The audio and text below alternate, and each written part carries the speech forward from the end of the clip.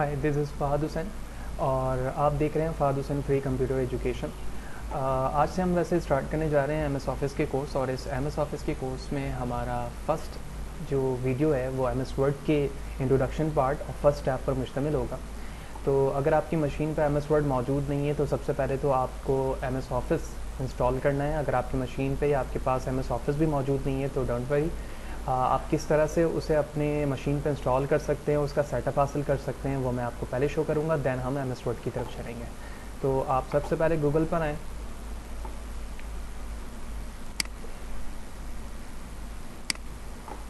Google पर आने के बाद आपने टाइप करना है Fahadh Hussain free computer education, जो कि इंटेलिजेंस में शो हो गया। मैंने यहाँ से इसे क्लिक किया तो ये मेरा ब्लॉग है fahadhusaincsblogspot.com। आप इसे ओपन कर लेंगे और इसमें आने के बाद के थर्ड टैब पे आप देख रहे हैं सॉफ्टवेयर आईडी सेटअप का ऑप्शन है। आप यहाँ पर आएंगे और इस टैब के अंदर आपको एमएस ऑफिस का सेटअप मिल जाएगा, जैसे कि दूसरे सॉफ्टवेयर के सेटअप्स यहाँ पर मौजूद हैं। उस पर क्लिक करने के बाद आप इसे इंस्टॉल करेंगे, डाउनलोड करने के बाद इंस्टॉल करेंगे और उसके बाद ये आपकी मशीन पर वैसे ही शो होगा जैसे मेरी मशीन पर इस वक्त हो रहा है।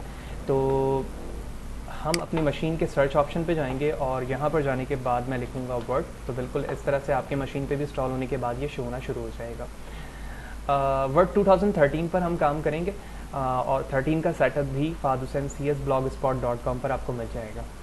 तो एमएस ऑफिस के एमएस वर्ड को यहाँ से मैंने ओपन किया। ये एक ऑप्शन आता है फर्स्ट टाइम, आप इसे आस्क मी लेटर कर दें और इसे यहाँ से एक्सेप्ट कर दें, देन आप इस ऑप्शन को कैंसिल कर दें। तो जैसे ही आपने एमएस वर्ड ओपन किया तो ये ब्लैंक पेज यहाँ पर मौजूद है, जो कि ब्लैंक डॉक्यूमेंट है, और ये कुछ रेडीमेड थीम्स आपके पास टेम्पलेट के वे पर मौजूद हैं। अगर आप इसे यूज़ करना चाहते हैं तो आप इसे भी यूज़ कर सकते हो, और इसी तरह अगर आप ब्लैंक डॉक्यूमेंट पे काम करना चाहते हो तो ब्लैंक डॉक्यूमेंट पे भी काम कर सकते हो। ऑल्दो हम जो भी काम करेंगे वो अपने ब्लैंक डॉक्यूमेंट पे ही करेंगे। तो मैं इस ब्लैंक डॉक्यूमेंट को क्लिक करता हूँ।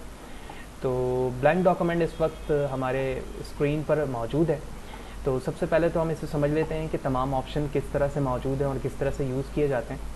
तो file, home, insert, design, page layout, references, mailing, review and view, ये तमाम ऑप्शन हमारे टैब कहलाते हैं। इस पे जब आप क्लिक करेंगे तो इस टैब पर मौजूद जितने ऑप्शन हैं वो विजिबल होंगे as like this, mailing, review and view. और इंडिविजुअली हम तमाम टैब्स के अंदर जितने ऑप्शन मौजूद हैं उन तमाम को देखेंगे। तो सबसे पहले हम होम पर चलते हैं और ये जो नीचे इसके तमाम ऑप्शन आ रहे हैं हम इसे रिबन कहते हैं। ये अलग से इसका ऑप्शन है जो कि रिबन कहलाता है। ये हमारा पेज है और इस पेज पर ये ब्लिंक करता हुआ कर्सर मौजूद है। ये कर्सर इस बात को शो करता है कि जो चीज़ आप लिखना शुरू करेंगे वो यहाँ से स्टार्ट होगा as like this, Fahadh Hussain. तो कर्सर जहाँ पर मौजूद है वो हमारा स्टार्टिंग स्टेज बता रहा होता है। नीचे फूटर के पेज के ऑप्शन पे जाएं अपने सॉफ्टवेयर के, तो ये पेज 1 ऑफ 1, इसका मतलब है कि आप पहले पेज के पहले ही पेज पर मौजूद हैं। अगर मल्टीपल्स पेज होते हैं तो यहाँ पर लिखा आ रहा होता है page 2 of 4, which mean total 4 pages हैं और उसके आप सेकंड या फर्स्ट पेज पे मौजूद हैं।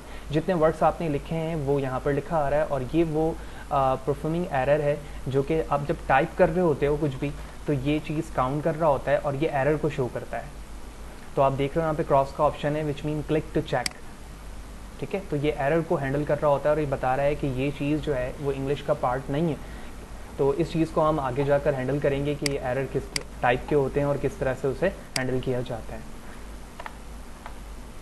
देन यहाँ पर पेज के मोड मौजूद हैं। आप रीड मोड पे क्लिक करोगे तो रीडिंग मोड पे चले जाओगे। यहाँ पर आप सिर्फ अपने डॉक्यूमेंट्स को रीड कर सकते हो, फर्दर ऑप्शन नहीं देख सकते। देन इसके बराबर में आओगे तो प्रिंट लेआउट है, यानी जिस तरह पेज प्रिंट होने के बाद आपको दिखेगा तो ये स्टैंडर्ड लेआउट होता है। इसी लेआउट पे हम नॉर्मली काम भी कर रहे होते हैं। जबकि थर्ड ऑप्शन ये है हमारा वेब लेआउट, यानी वेब पेज पर आपका ये डॉक्यूमेंट जो कि आपने यहाँ पर लिखा है वो किस तरह से दिखेगा यहाँ पर शो हो रहा होता है। आप दोबारा से प्रिंट लेआउट पर आएंगे क्योंकि ये हमारा स्टैंडर्ड है, यहीं पर से हम काम शुरू करते हैं। इसके बराबर में मिनिमाइज़ एंड मैक्सिमाइज़ का ऑप्शन मौजूद है, यानी आप अपने पेज को कम से कम कितना छोटा कर सकते हैं, यानी 10%। स्टैंडर्ड हमारा 100% है और मैक्सिमाइज जो है वो 500% है। अब 500% पे आप अपने वर्ड को देख रहे हैं कि इसका साइज़ ये है। हम स्टैंडर्ड पे हमेशा 100 पे ही रखते हैं ताकि जो भी चीज़ है स्टैंडर्ड फॉर्मेट पे हमें इस तरह से दिखेगी और प्रिंट होने के बाद भी फ़ॉन्ट का साइज़ ऑलमोस्ट यही होगा जो कि आप 100% पे देख रहे होते हैं। नाउ तो अब हम होम से ऑप्शन स्टार्ट करते हैं। ऑल्दो फाइल के इस ऑप्शन को जो कि क्लिक करने के बाद यहाँ पर शो होता है, हम इसे लास्ट में देखेंगे क्योंकि जब हम तमाम टैब्स को पढ़ लेंगे तो ही हमें वो सारी चीज़ें समझ में आएंगी जो कि यहाँ पर मौजूद है। लिहाजा मैं इसको ख़त्म करने के लिए ESC यानी स्केप का जो की होता है आपके कीबोर्ड पे, उसे प्रेस करोगे तो ये ख़त्म हो जाएगा। होम पे क्लिक किया मैंने और होम के टैब को क्लिक करने के बाद ये इसका रिबन शो हो गया। इस रिबन पे पेस्ट से ये चीज़ें स्टार्ट हो रही हैं और सिलेक्ट के ऑप्शन तक जाकर क्लोज़ हो रही हैं। तो इंडिविजुअली तमाम चीज़ों को देखते हैं। तो सबसे पहले मैंने दो वर्ड्स यहाँ पर टाइप किए हैं, फ़हाद हुसैन, और इस फ़हाद हुसैन को सिलेक्ट करने का मल्टीपल वे है। जहाँ पर कर्सर आपका मौजूद है आप शिफ्ट प्रेस करेंगे और अपने कीबोर्ड से एरो की को मूव करते जाएंगे। जितनी दफ़ा क्लिक करेंगे उतने वर्ड आपकी सिलेक्शन पे आते जाएंगे। आप डी सिलेक्ट करने के लिए राइट एरो की को मूव करेंगे तो इस तरह से ये डी सिलेक्ट होता जाएगा। इसी तरह आप अपने कीबोर्ड्स के अलावा अपने माउस को ड्रैग करके भी सिलेक्शन कर सकते हैं जितने सिलेक्शन पर आप चाहते हैं। तो राइट क्लिक करेंगे, आप ड्रैग करेंगे, क्लिक करने के साथ ही क्लिक को आप छोड़ेंगे नहीं, क्लिक करके रखेंगे और उसके बाद ड्रैग करेंगे तो आप फर्दर वर्ड को सिलेक्ट होता हुआ देखेंगे।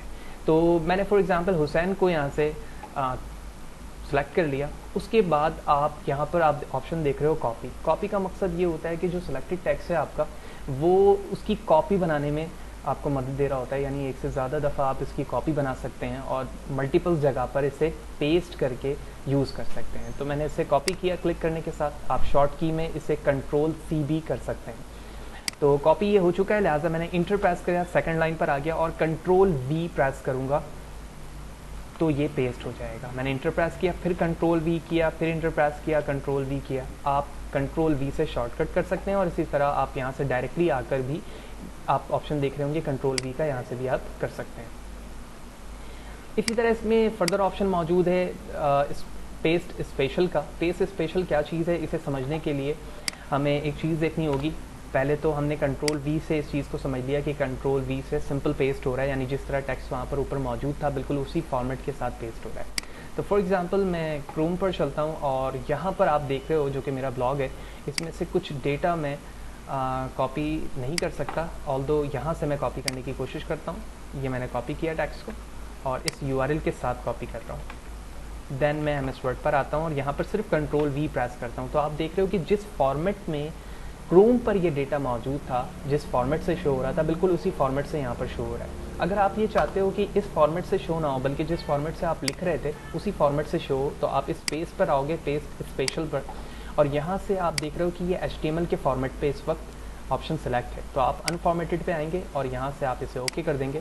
तो आपने देखा होगा जहाँ पर मेरा कर्सर मौजूद था वहाँ पर ये चीज़ पेस्ट हो गई और बिल्कुल उसी फॉर्मेट पे हुई है जिस फॉर्मेट पे आप पहले लिख रहे थे। उस फॉर्मेट पे नहीं हुआ जिस फॉर्मेट से आप क्रोम से कॉपी करके लेकर आए थे। देन इसी तरह मैं कर्सर को नीचे लाता हूँ और दोबारा पेस्ट स्पेशल पर चलता हूँ और अनफॉर्मेटेड यूनिकोड टेक्स्ट पे इसे कन्वर्ट करता हूँ तो भी ये उसी तरह यूनिकोड के फॉर्मेट में आएगा जिस तरह आप MS वर्ड पे स्टार्टिंग पे डिफ़ॉल्ट लोकेशन जो सेटिंग थी उस तरह से लिख रहे थे, बिल्कुल इसी तरह से ये चीज़ पेस्ट हो गई। देन आप पेस्ट के नीचे आओगे और सेट डिफ़ॉल्ट पेस्ट, यहाँ पर आप चीज़ों को डिफ़ॉल्ट सेटिंग कर सकते हो।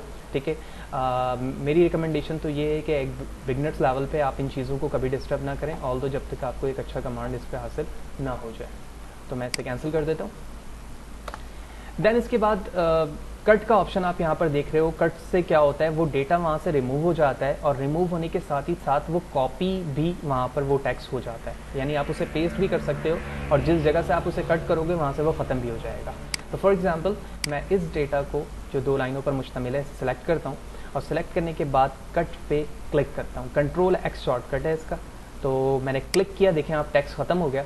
अब मैं किसी भी जगह पर जाकर जहाँ पे रिक्वायर्ड जगह है आपको पेस्ट करनी है, फॉर एग्जांपल 2 हुसैन 2 जगह लिखे हुए, इनके मिड पर पेस्ट करना चाह रहा हूँ तो मैं डायरेक्टली यहाँ पर पेस्ट कर सकता हूँ और वो तमाम फीचर्स अप्लाई कर सकता हूँ इस पर जो कि अभी हमने थोड़ी देर पहले पेस्ट एंड पेस्ट स्पेशल पर देखी थी।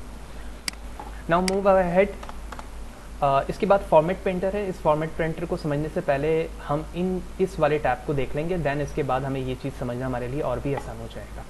तो कुछ डमी डेटा मुझे चाहिए यहाँ पर, तो इसको हासिल करने के लिए equal sign RAND small bracket open close, ये एक फंक्शन है रैंडम टेक्स्ट का। जैसे ही आप इंटर प्रेस करेंगे तो कुछ डमी डेटा यहाँ पर आ जाएगा। इस डमी डेटा को आप अपने किसी भी पर्पज़ के लिए इस्तेमाल कर सकते हैं। ऑल्दो MS वर्ड का पर्पज़ जो होता है वो किसी भी डॉक्यूमेंट से रिलेटेड टेक्स्ट को राइट करने के लिए होता है। आप इसमें CV बना सकते हैं, डॉक्यूमेंटेशन कर सकते हैं, एप्लीकेशन लेटर टाइप कर सकते हैं, थीसिस राइटिंग कर सकते हैं, बुक राइटिंग कर सकते हैं एंड सो ऑन। जो चीज़ें टेक्स्ट से रिलेटेड होती हैं वो आप इसमें परफॉर्म कर सकते हैं। तो इस वक्त मैंने एक डमी टेक्स्ट लिया है ताकि वो तमाम फीचर्स मैं आपको यहाँ पर बता सकूँ जो कि इस MS वर्ड के होम के टैब में मौजूद है। तो जिस टेक्स्ट को आप बोल्ड करना चाहते हो, यानी डॉक्यूमेंटेशन के अंदर बताना चाहते हो कि ये जो टेक्स्ट है हमारा वीडियो के नाम से, ये हमारा एम्फसाइज फॉर्मेट पे टेक्स्ट है, यानी इसकी वर्थ ज़्यादा है इस पैराग्राफ में। तो इस चीज़ के लिए हम बाज़ दफ़ा टेक्स्ट को बोल्ड भी करते हैं, इटैलिक भी करते हैं और अंडरलाइन भी करते हैं। तो बोल्ड, इटैलिक, अंडरलाइन से क्या होता है कि बोल्ड से ये आपने देखा इसकी थिकनेस बढ़ गई, इटैलिक से ये राइट साइड पर जो है कर्व आ गया इसमें, जबकि अंडरलाइन पे ये टेक्स्ट अंडरलाइन पर चला गया। आप अंडरलाइन पे यहाँ पर आएंगे और मल्टीपल्स लाइन भी बना सकते हैं, ठीक है। आप सिंगल लाइन से डबल लाइन कर सकते हैं, डॉटेड कर सकते हैं, डैश पे कर सकते हैं, जो भी आपको रिक्वायरमेंट है उस हिसाब से आप इसको रिक्वायर्ड कर सकते हैं।